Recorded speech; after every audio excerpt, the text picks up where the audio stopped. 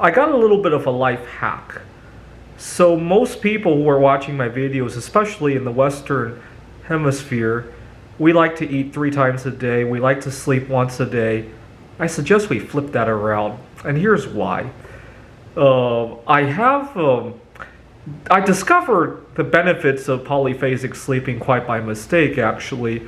I was driving home from Seattle to my family's home in Pittsburgh at the time during the early winter. It was very cold. You couldn't sleep in your car 8 hours. So I would sleep half an hour there, an hour there. And by the time I got to Pittsburgh, I realized that over the course of 6 or 7 days, I only averaged like a few hours of sleep every night, or it wasn't just nighttime, but every 24-hour period. I was only sleeping 3 or 4 hours. But I felt much better rested. Now the problem is, I can only do this if I don't have any mental work to do, right? If I just have to drive, sure, I could do that.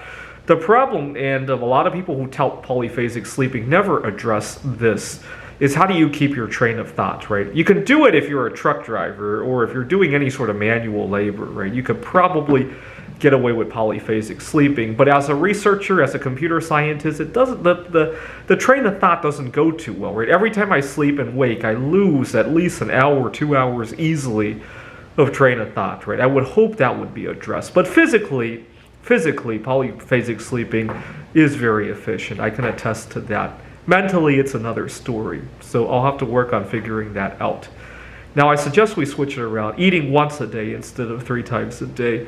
One thing I love about going 20 hours fasting is that toward the end of the fast, it's like a whole peace has washed over me, right? It's like I have all this extra capacity to do a lot of things. I'm not bogged down, almost like you've unplugged me from the wall, right?